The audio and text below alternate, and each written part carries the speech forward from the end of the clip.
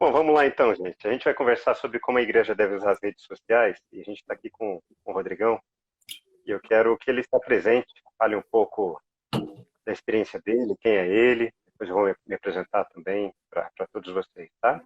Manda bala, Rodrigo. Cara, primeiro de tudo eu queria agradecer pelo convite, pelo privilégio de poder compartilhar um pouco desse assunto que é um novo recente e não tão novo mais para a igreja, né, que é a comunicação, e falar especificamente de redes sociais, que é um mundo em constante ebulição, então é um privilégio estar aqui com vocês todos, é uma bênção, espero que a gente possa abençoar vocês nesse papo. Me apresentando muito rapidamente, eu estou completando, se eu não me engano, agora esse ano 20 anos de mercado.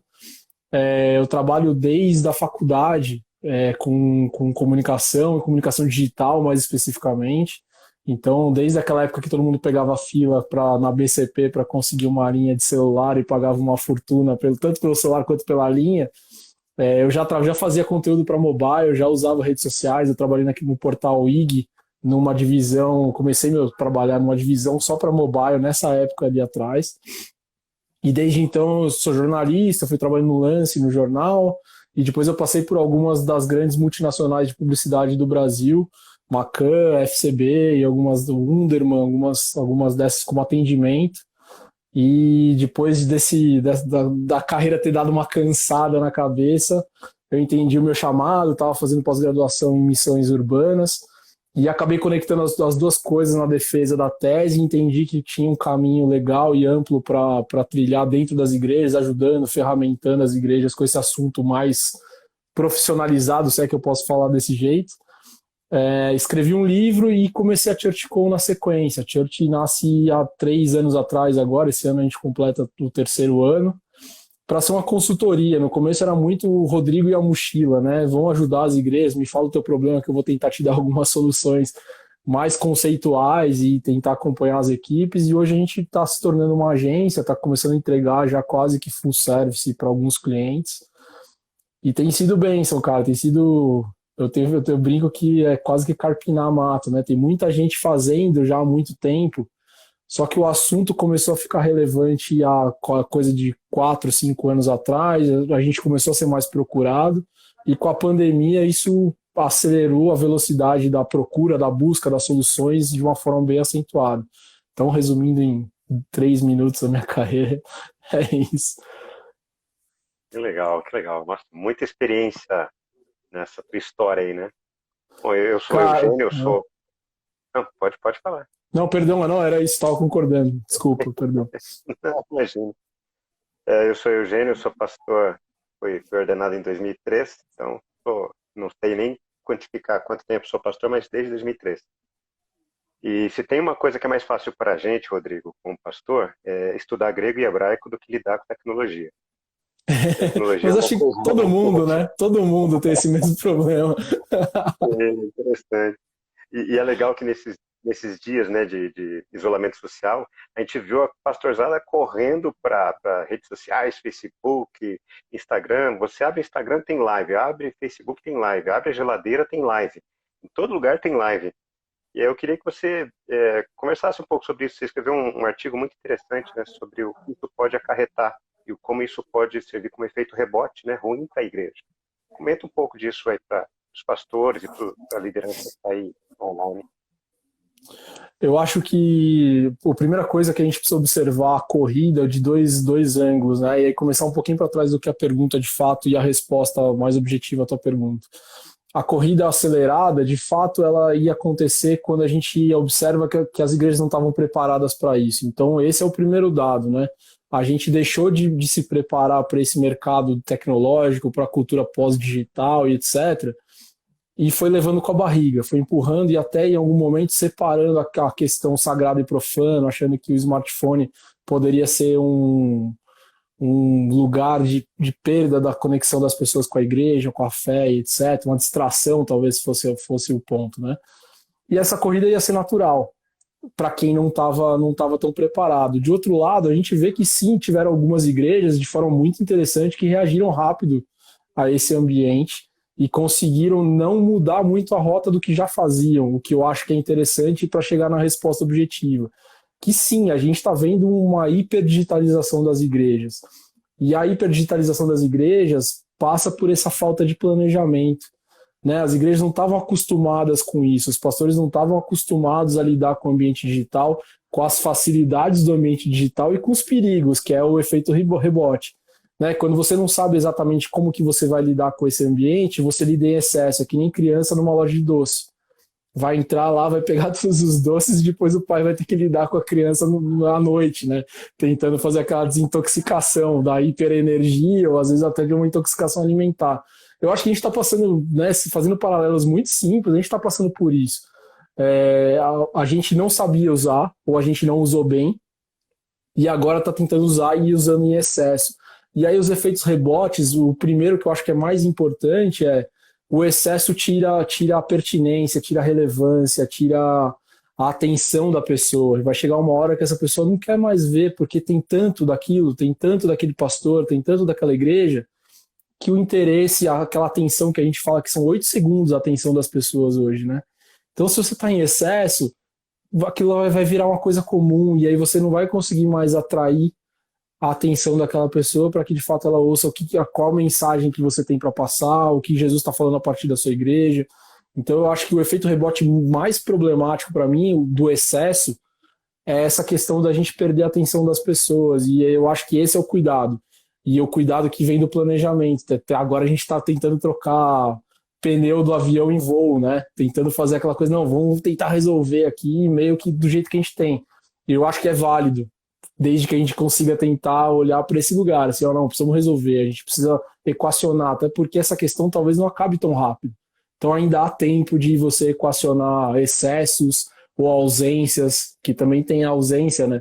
Tem efeito rebote da ausência, tem gente que está sofrendo porque ainda não conseguiu achar a solução melhor para se conectar com as pessoas, e a igreja está lá quase que morrendo, está tendo problemas de arrecadação, que é um ponto que a gente precisa falar claramente nesse cenário.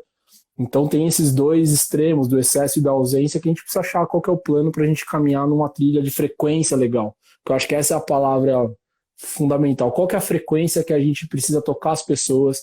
Qual a frequência que faz as pessoas irem para um próximo passo dentro da fé delas e da igreja que a gente quer?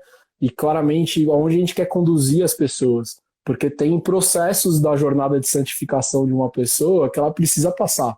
E a igreja é parceira dela, então ela tem que ir conduzindo essa pessoa até que chegue a santificação exata, né? Do cara morreu, beleza, aí acabou a nossa parceria, a gente entregou esse cara para Jesus de uma forma mais saudável. Então como que a igreja faz essa frequência ficar um relacionamento saudável? Acho que tá nesse caminho aí. Interessante, a semana passada eu participei de uma semana de capacitação digital, é o Cristófani, que está aqui também com a gente, participou. E uma coisa que todos foram pontuais, eles afirmaram que mais cedo ou mais tarde aconteceria a digitalização. O que aconteceu com a pandemia é que ela tornou isso muito mais rápido, muito mais urgente, né? Eu achei muito interessante você começou a tua resposta dizendo isso. A igreja, ela estava meio que empurrando com a barriga a possibilidade de se digitalizar. E partindo disso, então, desses dois extremos que você apontou, a igreja que está em excesso nas redes sociais e a igreja que está ainda assim isolada. Quais os primeiros passos que você indicaria, então, para pensar esse planejamento de redes sociais para a igreja? Tanto para aquela que está exagerando, quanto para aquela que não está ainda tão atuante. O que você sugeriria como um plano de ação para ela? Eu acho que um bom começo é entender um pouco do público. E aí entender o público também vai te trazer algum nível de estratégia de canal. É quase que consequência, né? Então acho que a primeira resposta que eu posso te dar objetiva é entendam o seu público, né? Então vamos lá, somos uma igreja aqui de Alphaville, onde eu tô, por exemplo, focada em terceira idade, por exemplo. E aí estou exagerando os quadros, tá? Até porque uma igreja não tem um público só, mas vamos tentar focar nesse caso. Não adianta a gente ir para o TikTok, por exemplo, fazer conteúdo para terceira idade numa rede social que claramente não é destinada a uma linguagem onde essas pessoas estão cobertas, por exemplo. Não estou falando que elas não estejam lá, mas uma linguagem que não é aderente, ou não é fácil, não é simples, não é de consumo, não é tão relacional também. Então, acho que entender o público, para mim, seria o primeiro passo. Qual que é o quebra-cabeça da sua igreja hoje? Onde a sua igreja está inserida? Pergunta para o target, né, para o seu público, ó, quais são as redes sociais que eles consomem. Talvez essa seja a primeira coisa, depois de entender quem é o público genérico, né, a demografia ali da tua galera, onde eles estão, quais são as dores, idade, desafios, profissão, grau de escolaridade. Você precisa tentar descobrir isso lá atrás. E aí depois é começar com pesquisa. Gente, onde vocês estão? Me fala quais são as redes sociais que vocês têm mais familiaridade, ou que vocês usam mais, ou a que vocês estão se desafiando a usar. E aí a gente começa a fazer um match público mais canal, e aí quando você começa a perguntar dores, relevância, desafios, jornada, necessidades de fé, e você começa a fazer a terceira camada, que é o conteúdo. E aí você faz o sanduíche e vai entregar. Público certo, canal certo, conteúdo aderente, estamos ali. Aí tem só um outro... Falar um pouquinho mais dessa, porque você começou falando, né, do TikTok, esses canais que são claros, né, para públicos diferentes. Você tem como só pontuar rapidamente o que seria isso? O que é, por exemplo, um canal para adultos que é mais utilizado, uma rede social que é mais utilizada para adultos, mais para jovens? Só fazer essa distinção, pessoal. Hoje talvez seja bem difícil, talvez eu corra o risco de errar quando eu vou falar assim, essa rede social é de jovem. Talvez você tenha que pegar mais perfis e mais cruzamentos para chegar exatamente, mas você pode pegar pela essência do canal, e aí você consegue tentar trabalhar melhor isso. A primeira coisa por exemplo, o WhatsApp hoje, ele cobre 99% das pessoas que usam telefone, smartphone principalmente no Brasil. Então já é um indício de que você vai ter uma boa cobertura da sua audiência se você fizer alguma ação de WhatsApp, e é uma rede social. Então, beleza, talvez seja o ponto de partida seja ali. O Facebook, que todo mundo fala que está morrendo, o Facebook tem várias possibilidades de grupo, de interação, de live, então é um canal que é importante. E aí, falando sobre idade, talvez seja um canal que tem uma penetração muito boa ainda, tem 90 e poucos % da base estão no Facebook do brasileiro, tem uma penetração legal com uma galera mais velha. Então, é importante. A outra coisa é o Facebook, ele tem uma penetração altíssima em classes mais baixas, porque boa parte das operadoras liberam acesso free pelo Facebook. Então, ele tem uma penetração boa, não dá para desprezar. Só que hoje a gente vê lá, ele tem 2% de exposição do feed, né? Então, todo mundo está reclamando, não apareço mais no feed das pessoas.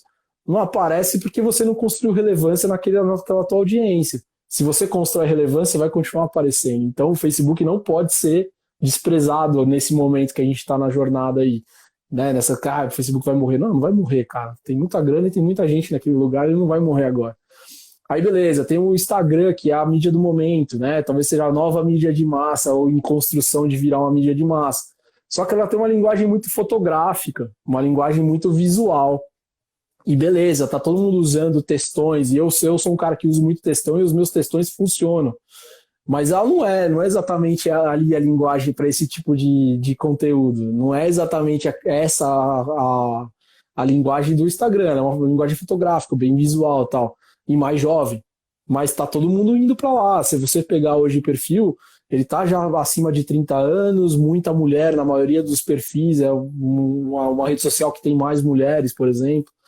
Aí beleza, tem o Twitter, que é uma linguagem rápida, de conexão compartilhável, de texto curto, mas que você poderia fazer uma grande cobertura de culto, por exemplo. Né? Você vai fazendo lá o pastor minuto a minuto do culto e você contando aquela história, faz um grande no storytelling. Então você vai tentando mixar ali o que você está falando de perfil de pessoas, mais o perfil daquele canal, do que ele te oferece, e você vai entregando. Sem contar o YouTube, que é o segundo buscador da internet. Então, não estar no YouTube hoje, com conteúdo relevante, com conteúdo bem indexado, com boas descrições e mais aderente ao canal, talvez seja um desperdício para as igrejas. Ele é o segundo buscador. Todo mundo vai lá no YouTube para poder ver tudo que está perguntando, tanto no Google quanto ali. Então, assim, você tem que começar a sacar o ecossistema inteiro e ver o que você tem na sua igreja de essência e posicionamento que entrega melhor para cada canal versus a tua audiência. Não é simples, tá? É difícil de responder claramente, assim, ó, cara, não, é isso. Não sei se é exatamente isso, porque é muito sofisticado e muda muito, né? Mas tem sempre nesse ecossistema você tentar achar público, aderência do canal, essência do canal e o teu conteúdo. Mas acho que é importantíssimo, principalmente por isso, quem não tem um mínimo de conhecimento de tecnologia, acaba achando que é tudo a mesma coisa. O que você produz para Facebook é a mesma produção para Instagram, a mesma produção para Twitter, e é muito diferente, né? Então a gente acaba Ah, queimando um bom produto, né? esse é um erro usual, né, que a gente faz, aí me coloco no agente porque a gente faz, né, eu tô me incluindo nesse erro. Cara, muitas vezes por falta de braço, você acaba ocupando as redes sociais e acaba duplicando o mesmo conteúdo por falta de braço. Eu acho que tem a beleza, ele vai funcionar, e muitas vezes ele vai funcionar de forma igual, mas aí tem o lance da feature do canal. Algumas features, algumas características do canal, você aí nesse lugar você consegue tentar mudar um pouco da entrega de conteúdo. Então, por exemplo, o Facebook tem os grupos. Pô, então o grupo você tem uma entrega diferente lá dentro desse grupo, você pode tentar estimular alguma coisa diferenciada, a não ser o feed do Instagram e do Facebook que andam muito próximos, por exemplo. Então você vai pegar alguma essência daquele canal e aí você estimula um jeito diferente de falar.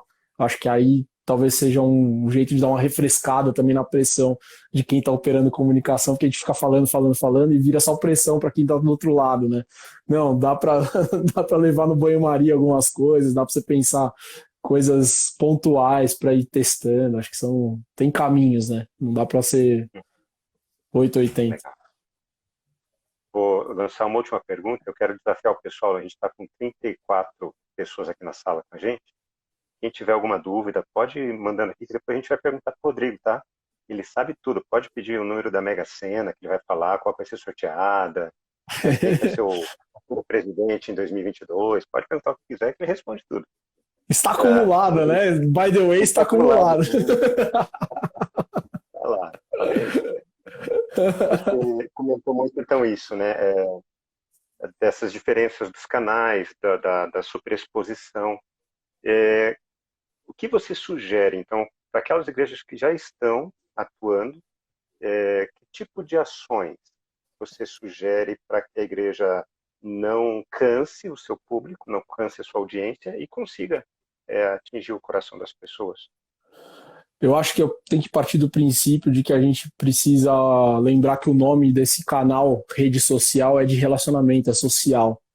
Então, o meu primeiro encorajamento para todas as igrejas é que parem de expor eventos ou parem de usar aqueles ambientes como outdoor. Eu acho que esse talvez seja o primeiro manifesto que eu faria. E muitas vezes eu tenho que falar para as igrejas que eu cuido também exatamente o mesmo tema, porque sim, a agenda da igreja é complicada e a gente acabou funilando a única possibilidade de exposição de propaganda do que acontece na igreja nas redes sociais. Mas as redes sociais não são para isso. Elas são para estabelecer relacionamento, conexões, para estabelecer conversas.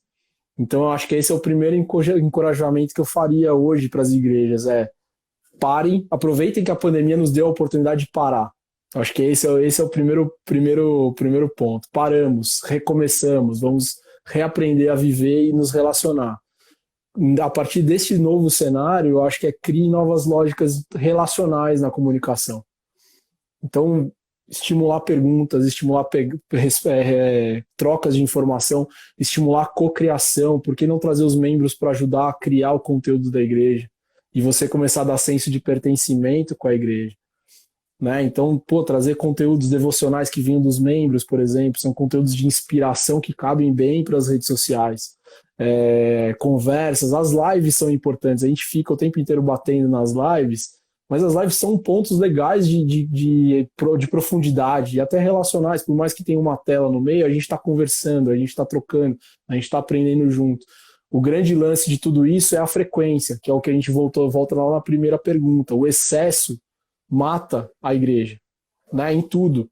Né? A gente vê igrejas que quebram, racham por excesso de domínio, por excesso de tentar comandar a vida das pessoas, ou alguns outros excessos. Então, o excesso nunca é bom. achar a frequência que você vai conseguir de fato conversar com as pessoas, no tempo que elas têm, da forma que elas estão te entregando a atenção. Eu acho que tudo isso é importante. Quando você estabelece. Eu acho que o relacionamento, eu não posso entrar na sua casa e te forçar a ser meu amigo. Eu acho que esse é o ponto que a gente precisa entender. No final das contas é isso. O que a gente faz hoje com a rede social é entrar na casa das pessoas. O celular, a gente é ciborgue, né? Não sei se vocês já pensaram nisso. O celular é uma extensão do nosso corpo. E é como se a gente estivesse dentro do nosso quarto, da nossa sala de estar. O celular é o nosso tempo de trabalho, é o nosso tempo de descompressão da cabeça, e a igreja entra lá no meio. Vá. Não dá. Não acontece, né? Não dá para ser relacional nessa forma imperialista de ser, né? De ser meio impositivo, tal. A igreja tem que tentar desmistificar um pouco essa história e tentar entrar no como que eu posso te ajudar, o que você precisa hoje. Ah, lembrei de você, vamos orar junto. Eu acho que essa é a lógica que a gente tem a oportunidade, a partir da pandemia, de construir nas igrejas. E desfocar, usar outros canais, usar outras lógicas, outras formas. A rede social não precisa ser o nosso outdoor. Eu acho que esse é o principal recado que a gente precisa construir. E a rede social hoje também não é exatamente o principal canal que leva pessoas para dentro da igreja, ou que faz crescimento da igreja. Quem faz o crescimento da igreja são as pessoas que estão lá dentro e que contam a história de que elas estão sendo abençoadas lá dentro. Quando a gente começa a entender que o nosso melhor canal de mídia, nosso principal canal de mídia são as pessoas, e a partir delas a rede social offline é a que melhor nos ajuda nesse processo, aí a gente começa a tirar a pressão de like, tirar a pressão de seguidores. Isso não resolve. Está cheio de igreja que tem 500 membros e tem 60 mil seguidores. Tem problema nessa relação, né? O que as pessoas estão fazendo lá? Estão acompanhando o ungido ídolo, pastor, ou ungido os ídolos, banda de louvor, ou estão fazendo benchmark. Mas elas não estão se relacionando. Você não está tendo a oportunidade de discipular aquelas pessoas, de torná-los crentes melhores, de caminhar junto, de orar junto, elas só estão vendo. Espectador é que nem a Globo. Você entra lá na novela, você não está necessariamente interagindo com aquilo. Então acho que esse é o ponto, a gente precisa criar pontos de interação, pontos relacionais, e aí desconstrói bastante a lógica do que é a rede social hoje da igreja. Você tocou num ponto muito interessante, porque entender a rede social como efetivamente social, ela muda completamente o conteúdo que a gente está entregando, então, como igreja, né? Eu tenho acompanhado muitas igrejas fazendo lives de estudo bíblico, tem uma interação, mas de cultos, e aí as pessoas não conseguem interagir ao mesmo tempo. Uma estratégia muito rica que eu tenho visto, igrejas que estão pedindo para que cada membro específico na igreja faça uma parte da live e aí compartilha. Talvez a ideia do colaborativo, né? Tornar cada vez mais colaborativa essa construção de conteúdo. Tem uma igreja de um amigo meu, a Urbana de Mato Grosso, eles entram, eu acho que devocionais, a cada 2, 3 dias eles têm uma devocional. E cada nova live é um membro novo fazendo, e fazendo sozinho. Não tem interferência do pastor, não tem intervenção, é muito legal isso. Eu acho que você está estimulando um senso de pertencimento e de maturidade de fé, o que eu acho que é genial nesse momento que a gente tem muita gente crente, né? 33% da população se diz cristão, ou evangélico, né? Porque cristãos, se a gente somar os católicos, somos 80%, mas os praticantes e os profundos na fé, se a gente torcer, talvez a gente não tenha o mesmo número, né? Então, você criar senso de pertencimento hoje, a rede social é importantíssima para isso. Uma coisa interessante que eu vi semana passada na Semana de Transformação Digital, o pessoal comentando que a forma como as organizações se postarem nas redes sociais nesse tempo de pandemia vai determinar o futuro delas pós-pandemia. Qual é a tua percepção acerca disso? Porque isso que você falou é muito interessante. A gente não tem essa habilidade de criar esse senso de pertencimento nas redes sociais, a gente não tem essa habilidade como igreja. Acaba sendo exatamente isso que você falou, muita propaganda daquilo que a gente vai fazer ou está fazendo, mas pouco contato. A gente não sabe criar uma conversa com, digamos, cliente. Sim.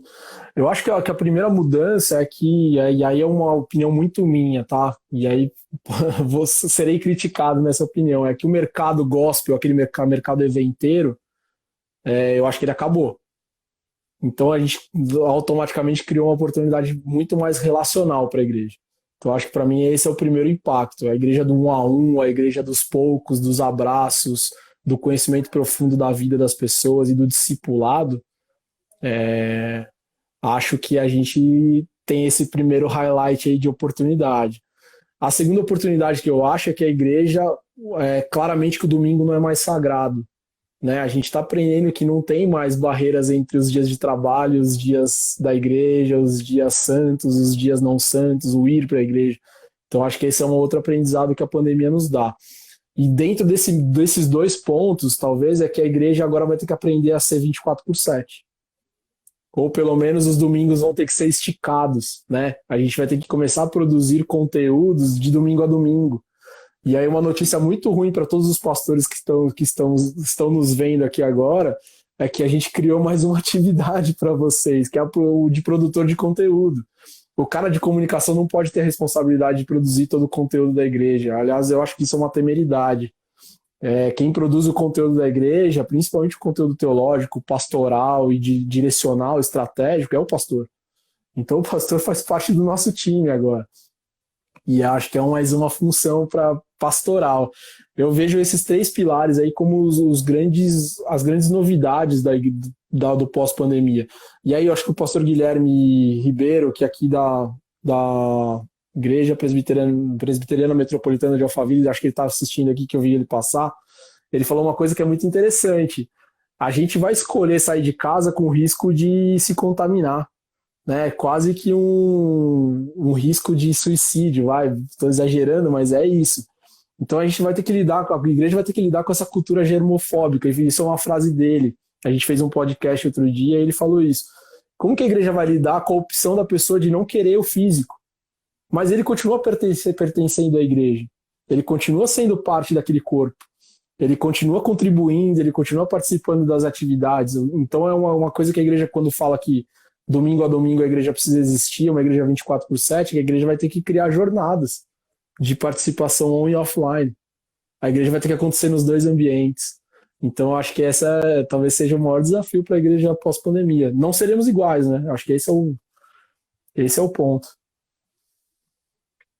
Você me lembrou uma outra reportagem que eu estava assistindo semana passada. Já está sendo repensado exatamente os ambientes.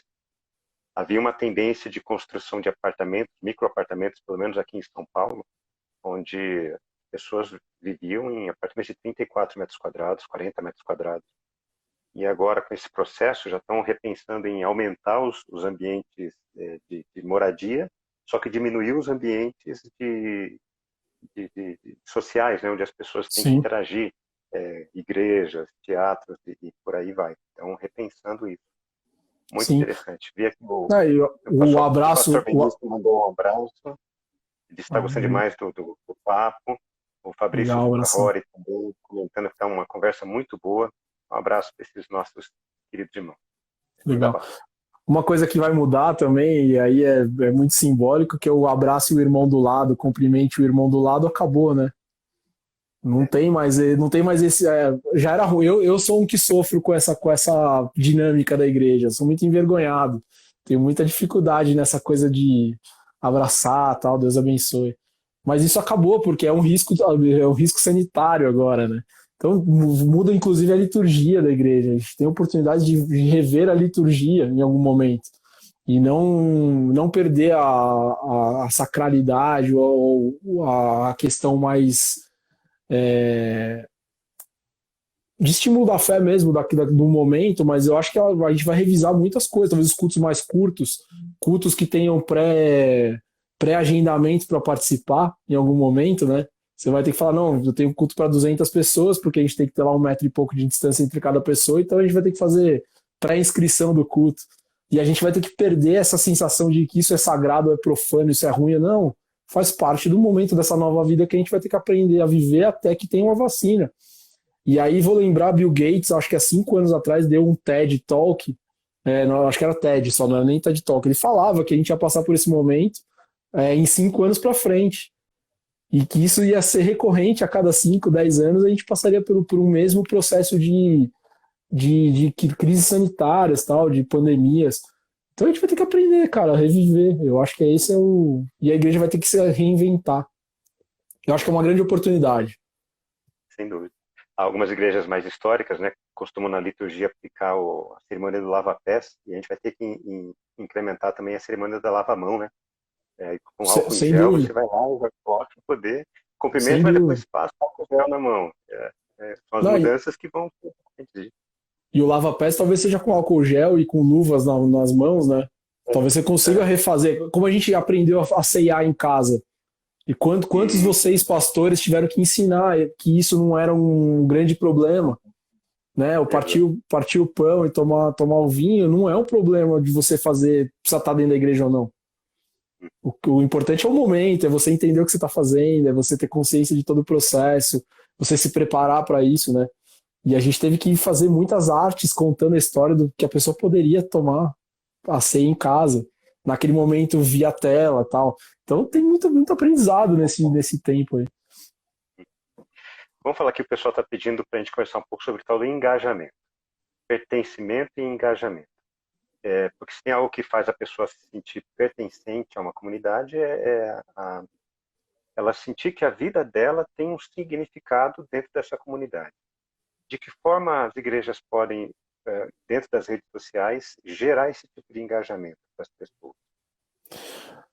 Uma das coisas que eu gosto de falar, e estava até fazendo uma reunião agora mais cedo, é que as igrejas contam muito mal por que elas existem.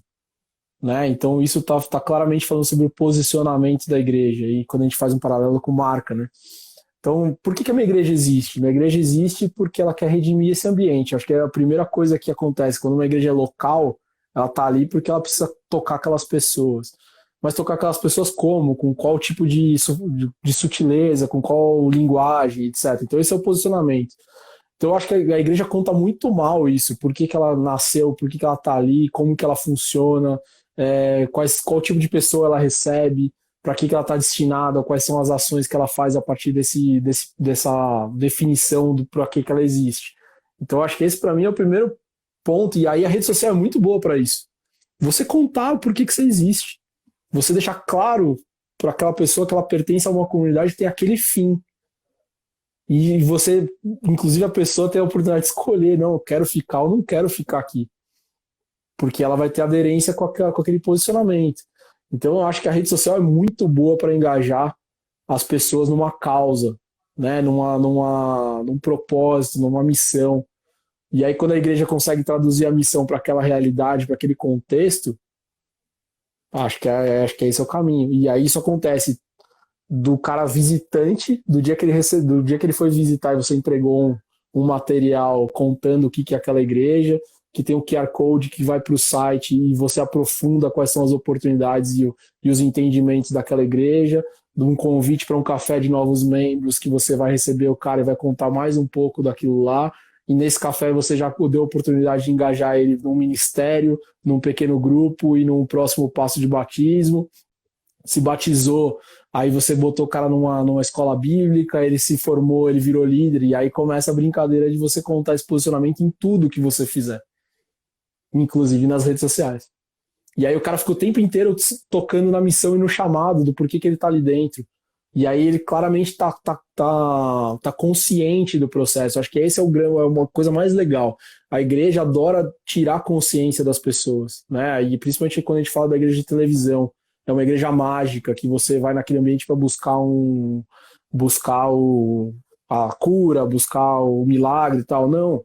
A fé tem um quê racional. Você precisa saber por que você está fazendo aquilo. Você foi chamado para fazer parte de uma missão que tem começo, meio e fim, que tem um processo, que é clara, é estratégica. Então é legal usar essa racionalidade para você envolver as pessoas dentro daquele ambiente de fé, que é um pouco emocional, né? Que tem o transcendental. A gente acredita em tudo isso. Mas tem uma parte que eu preciso fazer parte de uma igreja que eu acredito e que eu comungo dos valores. Eu acho que tem muito disso. E a rede social, você fica o tempo inteiro estimulando esse convite para a pessoa fazer parte desse processo. Você se contando, você se abrindo. Tem uma imagem que eu uso em workshop que é muito legal, que são dois bonequinhos desenhados à mão. E aí mostra um lado, eu tenho isso aqui para te falar, e o cara aqui querendo, eu tenho isso aqui para ouvir, eu quero ouvir alguma coisa nesse sentido. e tem uma intersecção que é a relevância. E a relevância está muito nesse lugar, assim, eu estou contando exatamente o que eu sou e você está esperando exatamente isso aqui que eu sou. Então aqui no meio tem a relevância. E aqui a gente construiu a nossa história de pertencimento, de confiança, de fé naquilo tudo que está acontecendo. É isso, é assim que você mobiliza as pessoas, é assim que você engaja as pessoas, né? Respondendo a pergunta com a palavra exata da pergunta, você só engaja uma pessoa quando ela confia em você. E que você claramente se mostrou para aquela pessoa, um norte confiável, um porto seguro, e aí você vai construir a sua jornada, e essa jornada acontece em todos os pontos de contato, inclusive nas redes sociais. Bom, muito bom essa tua percepção qual é a narrativa que a gente conta acerca da gente como igreja. E a gente não é muito bom nisso, é verdade. O Cleiton está fazendo uma pergunta aqui que eu acho que também vai nesse sentido. Cleiton Marçal, como gerar conexão com os novos, integração no ambiente da comunidade e discipulado de novos nesse momento? Com os novos convertidos, né? Uma coisa que eu tenho lido muito, está muito baseado na Igreja Simples. Eu não sei se vocês já leram esse livro. E é um livro que muda muitos paradigmas da igreja, que tende a ser muito rebuscado.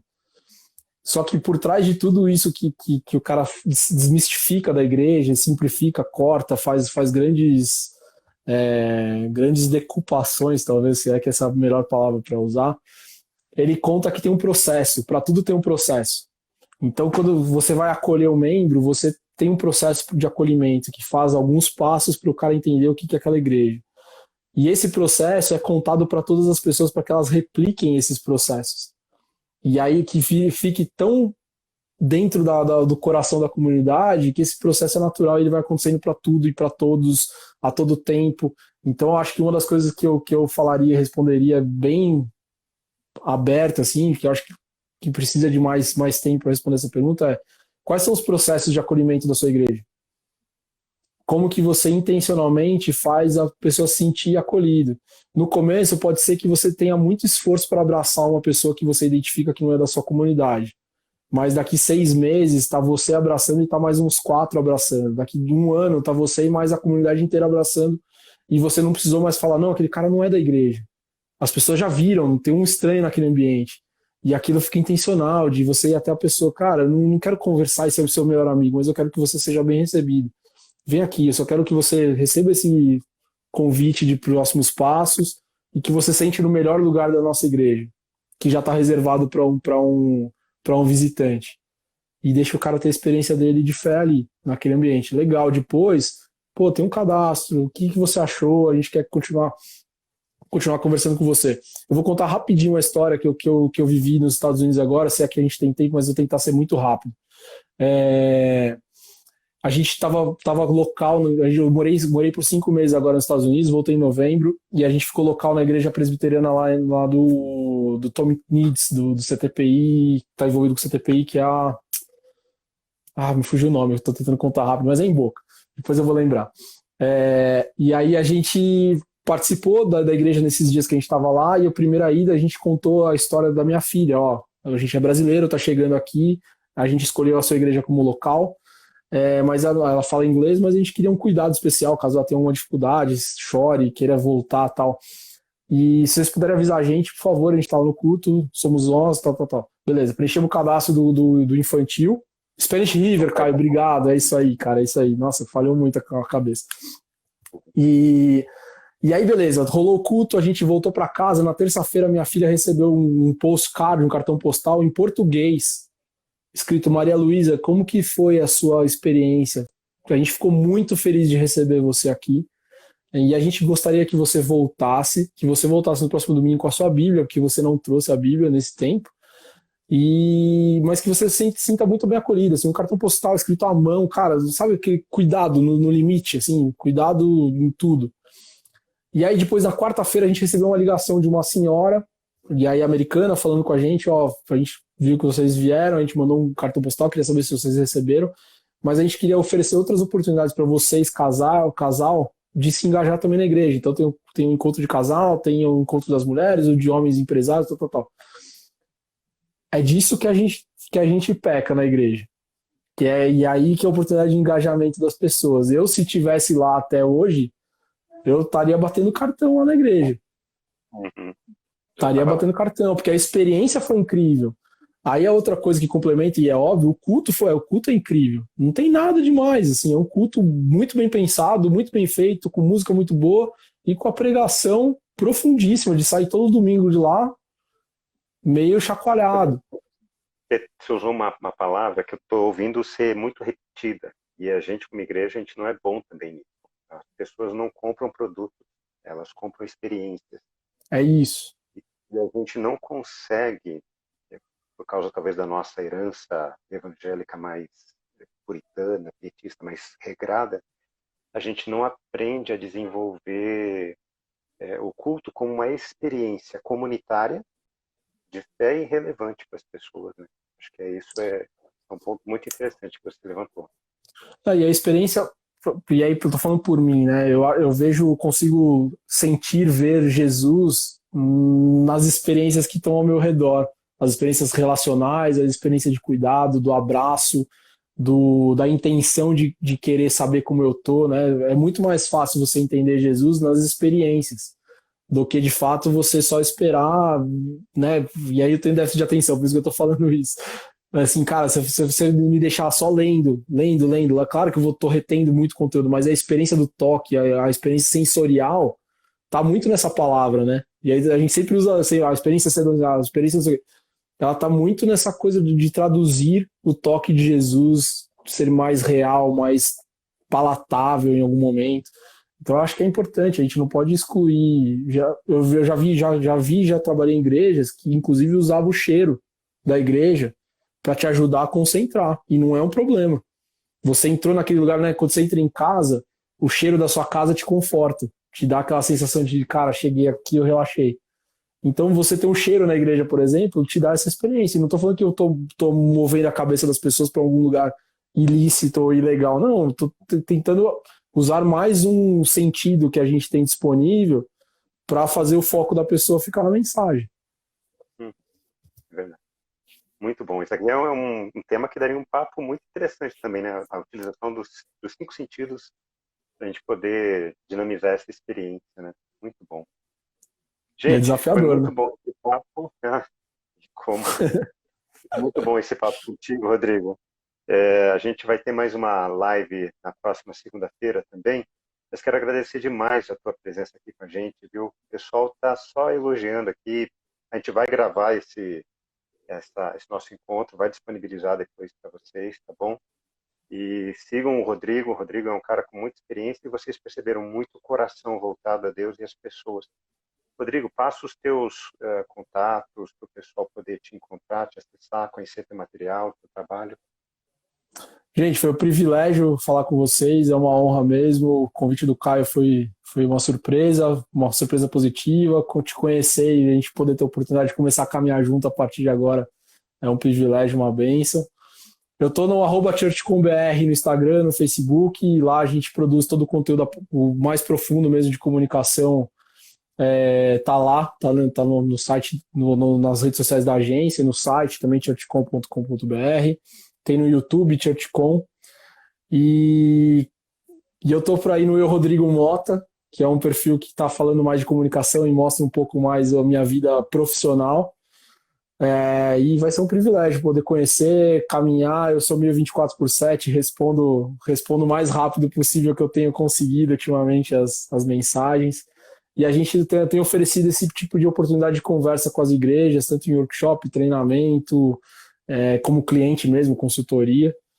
E aí, o que a gente quer, na verdade, é que a missão de Jesus fique mais poderosa. Eu fico brincando e até, às vezes, passando muito perto de falar bobeira, mas a nossa ideia é fazer Jesus mais famoso para que as pessoas entrem no nosso barco e consigam entender o que transformou as nossas vidas, né? E a comunicação é uma ótima ferramenta nesse cenário. Amém. Amém. Muito obrigado por tua disposição, viu? Sei que tua agenda aí não é nem um pouco alongada, né? Você tem sempre tanta coisa, mas foi muito importante as tuas contribuições. Obrigado também pelo Caio, por toda a equipe da Secretaria de Evangelização, do Todos em Missão, e por cada um que participou aqui com a gente. Quero só citar alguns nomes aqui. Tem o Silas Barbosa, a Sara Carlos Oliveira, o reverendo Paulo Roriz, o reverendo Luiz Carlos, Cleiton Marçal, Fabrício Carrori. Sejam muito bem-vindos. Um forte abraço para vocês, viu, meus queridos? Cristofani, querido mestre. E espero vocês na próxima segunda-feira, tá bom? Para a gente conversar um pouco mais. Rodrigo, mais uma vez, muito obrigado. Um forte abraço caloroso no seu coração, à distância, né? Mas À sinta-se distância. abraçado calorosamente, tá bom? Legal, gente. Obrigado, obrigado, Eugênio. Privilégio. Deus Tá bom. abençoe vocês. Também. Tchau, tchau.